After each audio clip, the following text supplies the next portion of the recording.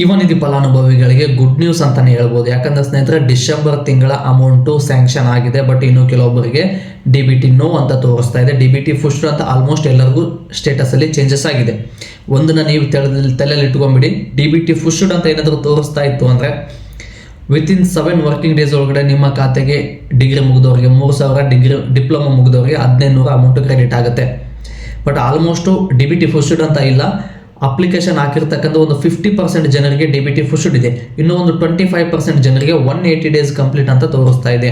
ಇದು ಯಾವಾಗ amount credit ಆಗುತ್ತೆ? DBT ಫುಸ್ಟ್ ಅಂತ ಇರುವಂಥ ವಿದ್ಯಾರ್ಥಿಗಳಿಗೆ ಸರ್ಕಾರದ ಕಡೆಯಿಂದ ಫಂಡ್ ರಿಲೀಸ್ ಆಗಿದೆ.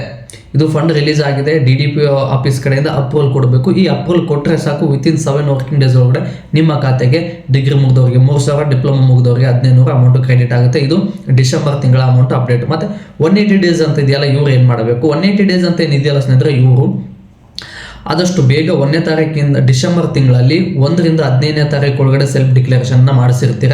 ಅದಾದಮೇಲೆ ಸೆಲ್ಫ್ ಡಿಕ್ಲರೇಷನ್ ಮಾಡಿಸಿರ್ತಕ್ಕಂಥ ವಿದ್ಯಾರ್ಥಿಗಳಿಗೆ ಫಂಡ್ ರಿಲೀಸ್ ಆಗಿದೆ. ಬಟ್ ಅಮೌಂಟು ಕೂಡ ಕ್ರೆಡಿಟ್ ಆಗುತ್ತೆ. ಜನವರಿ 31ನೇ ತಾರೀಕು ಒಳಗಡೆ DDP ಆಫೀಸಿಂದ ಅಪ್ರೂವಲ್ ಕೊಟ್ಟರೆ ನಿಮ್ಮ ಖಾತೆಗೆ ಯುವ ನಿಧಿ ಹಣ 3,000 ಮತ್ತು 1,500 ಕ್ರೆಡಿಟ್ ಆಗುತ್ತೆ ಅಂತೇಳಿ ಅಪ್ಡೇಟ್ ಕೊಟ್ಟಿದ್ದಾರೆ. ಬಟ್ ಜನವರಿ ಮತ್ತು ಸೆಲ್ಫ್ ಡಿಕ್ಲರೇಷನ್ ಮಾಡಿಸ್ಬೇಕಾದ್ರೆ GST ಪೇಯರ್ ಇದೆ ಅಂತೇಳಿ ಕಮೆಂಟ್ ಮಾಡಿದ್ರು. GST ಪೇಯರ್ ಅಂತ ಇದ್ದರೆ ಇನ್ನು ಮುಂದೆ ಹಣ ಬರೋದಿಲ್ಲ. ಯಾವುದೇ ಪ್ರಯತ್ನಕ್ಕೂ ಹುಚ್ಚು ಪ್ರಯತ್ನನ ಯಾವುದೇ ಕಾರಣಕ್ಕೂ ಮಾಡೋಕ್ಕೆ ಹೋಗಬೇಡಿ. ಯಾಕಂದರೆ ನಿಮ್ಮ ಅರ್ಜಿಯನ್ನು ಖುದ್ದಾಗಿ ಯುವ ನಿಧಿ ಪೋರ್ಟಲ್ ಅವರೇ ರಿಜೆಕ್ಟ್ ಮಾಡಿದ್ದಾರೆ.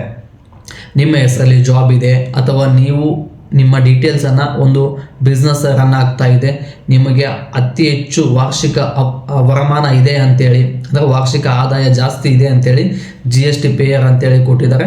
ಮತ್ತು ಕೆಲವೊಬ್ಬರಿಗೆ ಹೈಯರ್ ಎಜುಕೇಷನ್ ಮಾಡ್ತಾ ಇದ್ದರೆ ಇಂಥವ್ರಿಗೂ ಕೂಡ ಅಮೌಂಟು ಸ್ಟಾಪ್ ಆಗುತ್ತೆ. ಯಾಕಂದರೆ ಇದಕ್ಕಿಂತ ಮುಂಚೆ ನೀವು ಚೆಕ್ ಮಾಡಿಸಿದಾಗ ಹೈಯರ್ ಎಜುಕೇಷನ್ ಮಾಡಿದವ್ರಿಗೂ ಕೂಡ ಅಮೌಂಟ್ ಬರ್ತಾ ಇತ್ತು. ಬಟ್ ಈಗ ಎಲ್ಲ ಯೂನಿವರ್ಸಿಟಿ ಕಡೆಯಿಂದ ಪ್ರತಿಯೊಬ್ಬರ ಸ್ಟೂಡೆಂಟ್ಗಳ ಡಾಟಾ ಯುವ ನಿಧಿ ಆಫೀಸ್ಗೆ ತಲುಪಿದೆ. ಈಗ ಯಾರ್ದು ನಿಮ್ಗೆ ಸೆಲ್ಫ್ ಡಿಕ್ಲರೇಷನ್ ಮಾಡ್ಸೋಕ್ಕೆ ಬರ್ತಾ ಇಲ್ವಲ್ಲ, ಇವರಿಗೆ ಇನ್ನು ಮುಂದೆ ಹಣ ಬರೋ ಸಾಧ್ಯತೆ ಭಾಳ ಕಡಿಮೆ ಇದೆ. ಯಾಕಂದರೆ ನಿಮ್ಮ ಯೂನಿವರ್ಸಿಟಿ ಏನಿದೆಯಲ್ಲ, ಡಾಟಾ ಎಲ್ಲಿವರೆಗೂ ಕೊಟ್ಟಿರೋದಿಲ್ವೋ ಅಲ್ಲಿವರೆಗೂ ನೀವು ಜಾಬ್ ಆದರೂ ಮಾಡ್ತಾ ಇರಿ, ನೀವು ಹೈಯರ್ ಎಜುಕೇಷನ್ ಆದರೂ ಮಾಡ್ತಾ ಇರಿ, ಅಲ್ಲಿವರೆಗೂ ಹಣ ಬರುತ್ತೆ. ಬಟ್ ಯೂನಿವರ್ಸಿಟಿ ಏನಾದರೂ ಒಂದ್ಸಲ ಯುವ ನಿಧಿ ಪೋರ್ಟಲಲ್ಲಿ ನಿಮ್ಮ ಎಜುಕೇಷನ್ ಡಾಟಾನ ಅಪ್ಡೇಟ್ ಮಾಡ್ತು ಅಂದರೆ ಇನ್ನು ಮುಂದೆ ಹಣ ಬರೋದಿಲ್ಲ. ಕೆಲವೊಂದು ಎಜುಕೇಷನ್ ಯೂನಿವರ್ಸಿಟಿಯವರು ಯುವ ನಿಧಿ ಪೋರ್ಟಲ್ಗೆ ನಿಮ್ಮ ಡೀಟೇಲ್ಸನ್ನು ಅಥವಾ ಡಾಟಾವನ್ನು ಕೊಟ್ಟಿದ್ದಾರೆ. ಬಿಸ್ನೆಸ್ ರನ್ ಆಗ್ತಾ ಇದ್ರು ಕೂಡ ಅವ್ರು ಇಶ್ಯೂ ಆಗುತ್ತೆ. ಹೈಯರ್ ಎಜುಕೇಷನ್ ಮಾಡ್ತಾ ಇದ್ರು ಕೂಡ ಆ ಡಾಟಾವನ್ನು ಯುವ ನಿಧಿ ಪೋರ್ಟಲ್ಗೆ ಕೊಟ್ಟಿರ್ತಾರೆ. ಈ ಅಪ್ಡೇಟ್ ಬಂದಿರೋ ಸಲುವಾಗಿಯೇ ಯುವ ನಿಧಿ ಪೋರ್ಟಲ್ ಅವರು ಕೆಲವೊಂದಿಷ್ಟು ಅರ್ಜಿಗಳನ್ನು ರಿಜೆಕ್ಟ್ ಮಾಡಿದ್ದಾರೆ. ಇದು ಕೊನೆಯದ ಇಲ್ಲ ಇನ್ನು ಮುಂದೆ ಅಮೌಂಟ್ ಬರುತ್ತೋ ಇಲ್ಲೋ ಅಂತೇಳಿ ಕೆಲವೊಬ್ಬರು ಕೂಡ ಕಮೆಂಟ್ ಮಾಡ್ತಾ ಇದ್ರೆ, ಏನು ಯುವ ನಿಧಿ ಫಲಾನುಭವಿಗಳಿದೆ ಸ್ನೇಹಿತರೆ, ಯುವ ನಿಧಿ ಪೋರ್ಟಲ್ ವೆಬ್ಸೈಟಲ್ಲಿ ಚೆಕ್ ಮಾಡಿದ್ರೆ ಈಗಲೂ ಕೂಡ 2 ವರ್ಷ ಅಂತಾನೆ ಇದೆ. ಬಟ್ ಯಾವುದೇ ಅಪ್ಡೇಟ್ ಬಂದಿಲ್ಲ. ಇದು ಏನಾದರೂ ಇಲ್ಲಿಗೆ ಕಂಪ್ಲೀಟ್ ಆಗುತ್ತಾ ಇಲ್ಲ ಮುಂದುವರಿಯುತ್ತಾ ಅಂತೇಳಿ ಯಾವುದೇ ಅಪ್ಡೇಟ್ ಬಂದಿಲ್ಲ. ಅದರ ಅಪ್ಡೇಟ್ ಬಂದರೆ ಅದ್ರ ಬಗ್ಗೆ ಸಂಪೂರ್ಣವಾಗಿ ತಿಳಿಸ್ಕೊಡ್ತೀನಿ. ತಲೆಯನ್ನು ಕೆಡಿಸ್ಕೊಳ್ಳೋಕೆ ಹೋಗ್ಬೇಡಿ. ಎಲ್ಲಿವರೆಗೂ ಬರುತ್ತೋ ಅಲ್ಲಿವರೆಗೂ ಅಮೌಂಟನ್ನು ಬರುತ್ತೆ.